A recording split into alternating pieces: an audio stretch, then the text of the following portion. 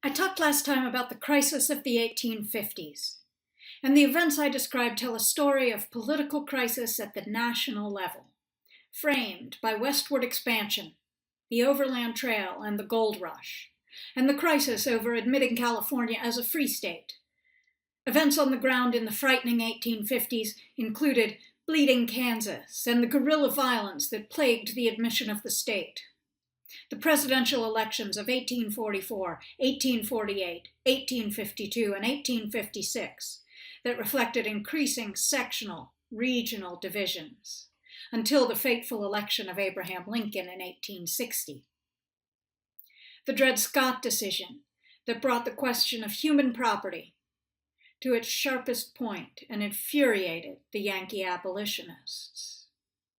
John Brown's abolitionist warfare against pro-slavery advocates in Kansas, and his subsequent dramatic raid on federal property at Harper's Ferry in Virginia. John Brown was to Southerners, and even Northerners, a terrifying signal of radical abolition and its willingness to employ violence to achieve its goals, immediate emancipation of the slaves that most Americans feared. The caning of Sumner, that demonstrated to the North that the pro-slavery South would likewise use violence, even in the hallowed halls of American federal government, with its columns and its eagles. The old conflict between big and small government advocates had ripened into a sectional issue, defined through the prism of slavery, while westward expansion and the admission of new states strained the national government again through the issue of slavery and balance in the Senate, free state versus slave states. And for this reason, we now turn to what may seem a boring topic, but in fact frames the whole thing and leads us directly into the secession crisis of 1860-1861. It was a local election in Illinois that set the stage. Let me tell you the significance up front, then I'll support that claim with the who, what, when, and where details as evidence. The 1858 midterm elections and the contest over one Senate seat in Illinois matter to our story because, first, the midterm elections introduce Abraham Lincoln, who would be elected president in 1860. His election sparks the secession of the South and the Civil War. Second, the things Lincoln said in his 1858 debates with his opponent, Stephen Douglas, tell us what the crisis was. The questions Lincoln posed made clear the question of slavery was destroying the nation. Third, the election opens up the interior war in the Democratic Party, a war over slavery and its place in the national government that paved the way for the election of Lincoln. So, let me tell you the story of this small, dull midterm election as evidence for these arguments or claims about the coming of the Civil War. Stephen Douglas was a Democratic politician from Illinois. He'd served in the U.S. House of Representatives for 4 years in the 1840s and then advanced to the U.S. Senate, representing the Free State of Illinois in 1847. So he was the incumbent senator in 1858 when an upstart lawyer named Abraham Lincoln attempted to unseat him. Lincoln was running for Douglas's Senate seat as a member of an insurgent political party that had barely existed 6 years earlier. The Republicans were a new party who had gathered together some of the Northerners who had once been Whigs, who had once been Federalists. The second-party system had fallen apart, and from the ruins had emerged the Republicans, who had nominated John C. Fremont as the presidential candidate in 1856. 2 years later, they nominated Abraham Lincoln to take Stephen Douglas's seat in the Senate. Now, Stephen Douglas was widely considered to be the man that the Democrats would nominate for the presidency in 1860, so challenging him was a big deal. He was already an important senator. As the chair of the Committee on Territories, he had played a crucial role in passing the 1850 Compromise. But then, 4 years later, had gotten the Kansas-Nebraska Act passed, which used popular sovereignty to open up the territories to slavery, all the territories. but it was internal politics within the Democratic Party that shaped Douglas's strategy to keep his seat in Illinois, as he wanted the party to nominate him for the presidency. He may have been the architect of popular sovereignty, which was now the official stance of the Democratic Party, but he had stepped on toes when he criticized President Buchanan during the Bleeding Kansas controversy. Remember that Buchanan had accepted the Lecompton Constitution over the Topeka Constitution and had therefore made slavery legal in the state. And Stephen Douglas, whose idea of popular sovereignty had made the two-constitution controversy possible, said in public that the president had made a fundamental error in the relation between the federal and state governments when he took sides in the controversy. This was a radical shift. It was a position more closely associated with the other side, the free soil wing of the Whig Party, a little like if a Democrat today came out against reproductive and sexual freedoms, or if a Republican came out in favor of gun control, or infrastructure investment, or as a believer in anthropogenic climate change. When Stephen Douglas criticized the president's choice, which made Kansas a slave state, was he switching parties? Or switching what the parties stood for? It was a big move. And Buchanan was still mad at Douglas for this. He tried to undermine the Democratic Party in Illinois. He fired postmasters, U.S. Marshals, federal district attorneys, all the Democratic appointees who had supported Douglas for so long. Buchanan was willing to wreck the party in the state of Illinois if it would wreck Douglas. For the Democrats, then, this Senate race was about who would control the party, Stephen Douglas's side and popular sovereignty, or James Buchanan's side, which was associated with the southern wing of the party, the planter aristocracy and its interests in slave property. Abraham Lincoln, on the other hand, was a little-known lawyer from Illinois. He had always been a Whig, and had in fact been voted into Congress as a representative of that party in 1846, but his anti-war stance, his opposition to the war with Mexico, drove him out of office and seemed to end his political career. However, in 1858, the new Republican Party chose to nominate him to run against Stephen Douglas, the popular, important, controversial senator, the presumptive nominee for president for the Democrats, who had been taking steps that seemed to undermine his very own party's platform and viewpoints. The pair engaged in a series of debates that summer. They crisscrossed the state and debated 7 times, sometimes drawing crowds in the tens of thousands. Like revivals and camp meetings of the Second Great Awakening, American public culture did consist of a lot of watching speeches and debates before a live audience. Douglas and Lincoln covered 10,000 miles between them, all within the state of Illinois. These Lincoln-Douglas debates matter because they brought the issue of slavery directly to the front of political discourse.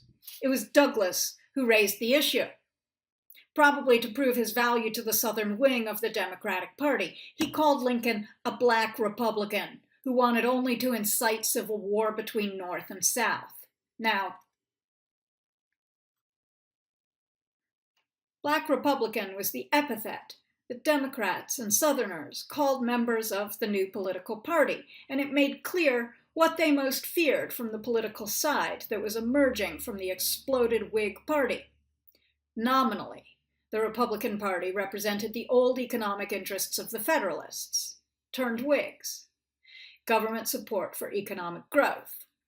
But they also knew that this strong central government would view slavery as a sectional interest, and there were enough abolitionists among the old Whigs that the Democrats were easily able to associate the party with the Yankee social middle-class movement.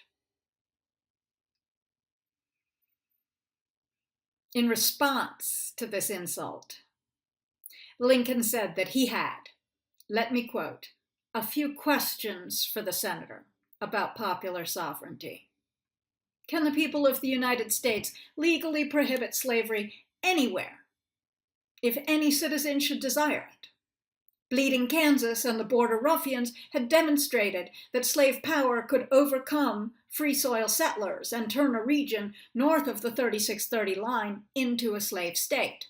In other words, Lincoln wanted to know, was popular sovereignty just a mandate for slavery's expansion, disguised as a democratic ideal?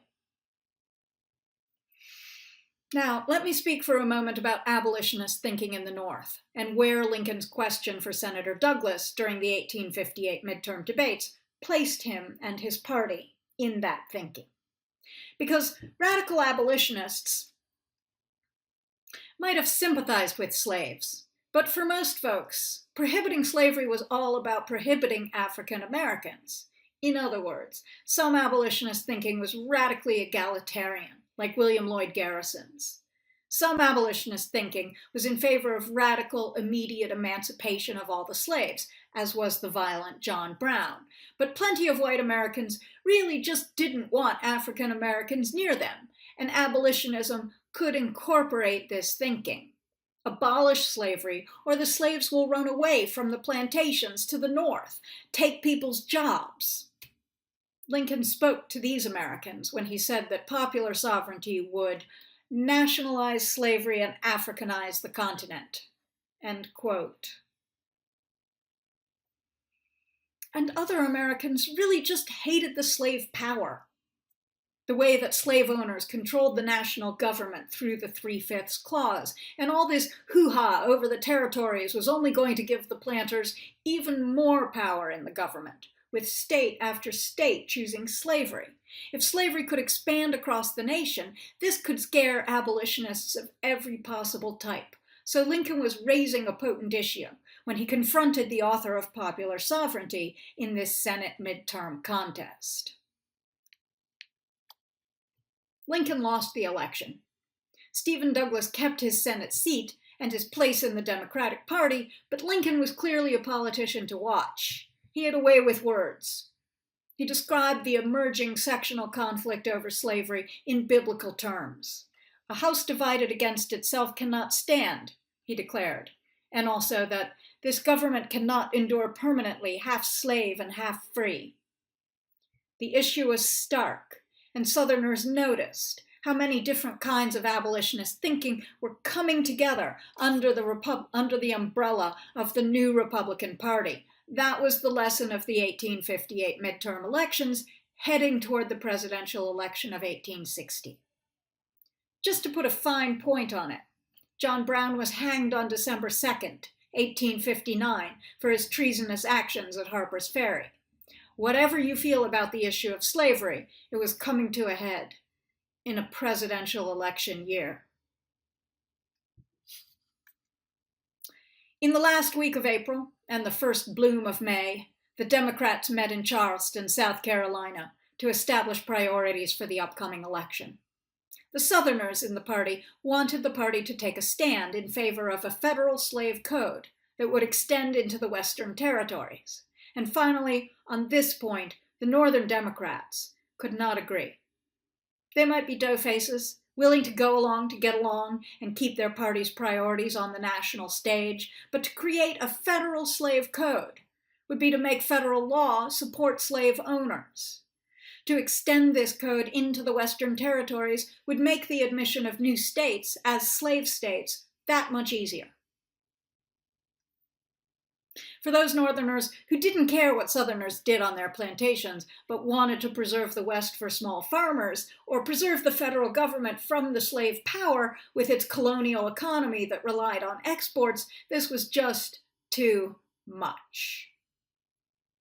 So, the Northern Democrats met in one convention to nominate a candidate for president, while the Southern Democrats met in a different convention to nominate a candidate for president. In Baltimore, in the middle of June, the northern wing of the Democrats nominated for president Stephen Douglas. The Southern Democrats met in Richmond, Virginia, and nominated John C. Breckinridge. One party had two candidates for president. Who else had candidates up here? Well, there's the Constitutional Union Party. This was mostly organized out of old Whigs, especially old Southern Whigs like Henry Clay, who had always opposed the Democratic Party. And this new version was a mess, with two candidates, really. There were some know-nothings voting for the Constitutional Union Party, too. These probably had left the Whigs to be anti-immigrant, but also believed that the slavery issue would destroy the nation. So they voted for the Constitutional Union Party, which presented no platform other than a vague appeal for adherence to the Union and the federal government and the rule of law, and nominated John Bell. The Constitutional Union Party took 12.5% of the popular vote, and you can see here that its votes clustered in the Upper South and the Lower Midwest, as well as along the Mississippi, where sugar planters benefited from the tariffs usually associated with Whigs, some patches elsewhere. 2, where the economy was more mixed than simply cotton plantations. But in the Electoral College system, the Constitutional Union Party took only 3 states, soon to be the borderlands between two nations, the North and the South. And of course, the winning party was the Republicans, which mixed old Northern Whigs with the free soil interests and the anti-immigrant sentiments of the Know-Nothings, and nominated Abraham Lincoln for president. At the nominating convention, he was everybody's second choice. So when the frontrunners couldn't get enough votes, he was left with the majority. And he won the election. Man, did he win the election. He took the plurality of the popular vote with 40%, and the Electoral College made that 60%. The North was so populated compared to the South that even the 3/5 clause couldn't deliver the election to the South. Of the eligible voters, all of them white men, remember, of the electorate, 81% of the voters cast a vote. To put this in perspective, in the 2008 election, 55% of the people voted.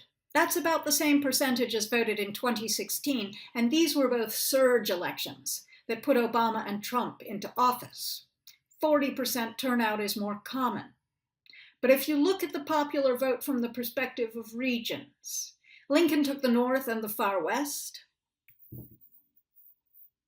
and ended up with 180 votes in the Electoral College. Stephen Douglas, right behind him, with nearly 30% of the popular vote, took only 2 states, Missouri and New Jersey, giving him only 12 electoral votes. The Southern Democrats took the South, unsurprisingly, but even with the 3/5 clause, this gave them only 72 electoral votes, while Bell and the Constitutional Union Party took 39. That was November 6th. 6 weeks later, South Carolina seceded from the Union.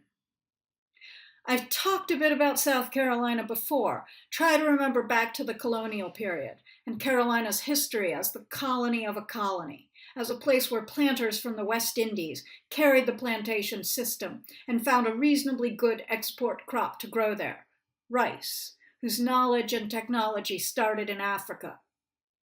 I've also told you the way people from around there sometimes refer to South Carolina: too big to be a mental hospital, too small to be its own country. But in 1860, Carolinians were willing to try. But this time, unlike the 1830s and the question of the tariff, this time, South Carolina found a stronger cord to pluck in their fear of the Black Republicans and the election of Abraham Lincoln. This time, South Carolina found followers as it fled the Union and the election results it most feared. Carolina left the Union on December 20th, and it was rapidly joined by 6 other states. All of these were from the Lower South. Remember our old distinction between the Upper South and the Lower South. The quick secession was of interest only to the Lower South. The Upper South would hang in a little longer. South Carolina seceded 6 weeks after Lincoln's election, and Mississippi seceded on the 9th of January. January 10th was Florida. January 11th was Alabama. A week later, on the 19th, Georgia left the Union. And then, by the end of January, so had Louisiana, followed closely by Texas. The men who pushed hardest for secession were known as the Fire Eaters, because their language against the Union was so strong. There's more about them in your readings. By this point, 7 states had left the Union, and Abraham Lincoln hadn't even been inaugurated yet. Now, your reading assigned for this week goes through all the 15 states that eventually seceded from the Union and joined the Confederacy, and how each one had to find a way to create the impression of internal unity, to stave off challenges from non-slave owners in their midst, as well as other economic interests. She captures some of the drama of that story, and you'll be quizzed on that. But the drama in the chapter is political history, and here I'm going to spend some time on the military events that shaped the secession process. Because when South Carolina seceded from the Union, what was to be done with all the federal property and facilities within Charleston?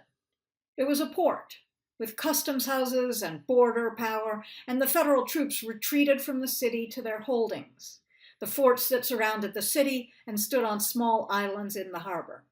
On December 26th and 27th, the South Carolina troops seized Castle Pinckney and Fort Moultrie, and federal troops retreated to Fort Sumter. On December 30th, the U.S. arsenal at Charleston had been seized by South Carolina troops, who also took Fort Johnson on January 2nd. 3 days later, an expedition sails from New York to Charleston to try to relieve the federal troops holed up on Fort Sumter. When the federal troops arrived to relieve Sumter on January 9th, South Carolina troops fired on the ships. And 2 days later, the governor of South Carolina called for the United States to turn over the fort to the seceded state. This was all going on while those 7 states were seceding and before Lincoln had been inaugurated. These states agreed to form a new nation, the Confederate States of America, on February 4th, 1861. Jefferson Davis was elected its president on February 9th, and he was inaugurated on February 18th. On March 1st, the CSA seized control of the military garrison at Charleston, and on March 3rd, General Pierre Gustave Toutant Beauregard takes command of the Confederate Army. And the next day, Lincoln was inaugurated as President of the United States. I'm going to read you a bit of Lincoln's first inaugural address in just a minute. Remember that the inauguration is when the president swears to protect and defend the Constitution of the United States. By the time Lincoln took that vow, 7 states had seceded and formed their own nation and fired on federal troops. So he said words he intended to calm the situation. He said, quote, "Apprehension seems to exist among the people of the southern states that in a Republican administration their property and their peace and personal security are to be endangered." End quote. To those who feared his party represented radical abolition, he tried to reassure that he vowed to preserve the Union, not to impose his own ideology. Quote, "I have no purpose, directly or indirectly, to interfere with the institution of slavery in the states where it exists. And in your hands, my dissatisfied fellow countrymen, and not in mine, is the momentous issue of civil war. The government will not assail you. You can have no conflict without being yourselves the aggressors." End quote. And to quote the final words of his address, quote, "I am loath to close. We are not enemies, but friends. We must not be enemies. Though passion may have strained, it must not break our bonds of affection." The mystic cords of memory, stretching from every battlefield and patriot grave to every living heart and hearthstone all over this broad land, will yet swell the chorus of the Union when again touched, as surely they will be by the better angels of our nature. End quote. That was March 4th, 1861, and 7 states had already seceded. The rest were far more reluctant. The Upper South, including Virginia, was very hesitant to follow the Lower South out of the Union. But on April 3rd, the Union forces at Fort Sumter were fired upon from the shore. On April 10th, another expedition to relieve it sails from New York City, and on April 11th, General Beauregard demands the evacuation of federal troops from Fort Sumter. The next day, he starts bombing them, and the war was really begun. Here, you can see an engraving of the planter class watching the bombardment from the rooftops of Charleston. Mary Chesnut, who wrote a Civil War diary so fascinating that just editing it won the historian who did so a Pulitzer Prize, the planter's wife, Mary Chesnut, on her rooftop, set her dress on fire. A nice detail. It was at this point that the rest of the slave states had to pick sides. The document that we read at the start of class, the cornerstone speech, explaining that slavery is the basis of the Confederacy, dates from these very weeks. Most of the slave states followed the Lower South out of the Union and into the Confederacy. Not all, but most of them. In the middle of April, as open warfare between the CSA and USA troops was breaking out in Fort Sumter, Virginia had to pick sides, and it went with the rebels. In May, Arkansas, Tennessee, and North Carolina joined them. Border states were conflicted. Maryland stayed in the Union, and so did Delaware, though both had large slave populations. Missouri stayed in the Union. Sort of. Its planters elected a separate, secret government that joined the Confederacy on Halloween. Most of Kentucky stayed in the Union.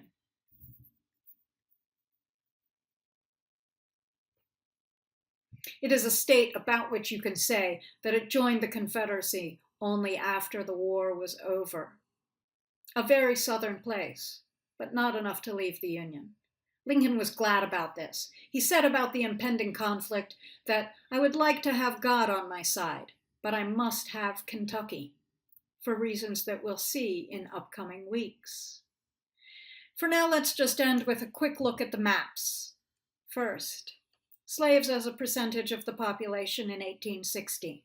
Next, the election of 1860, which perfectly maps up to the slave regions. This was a sectional crisis, and it was about the institution of slavery.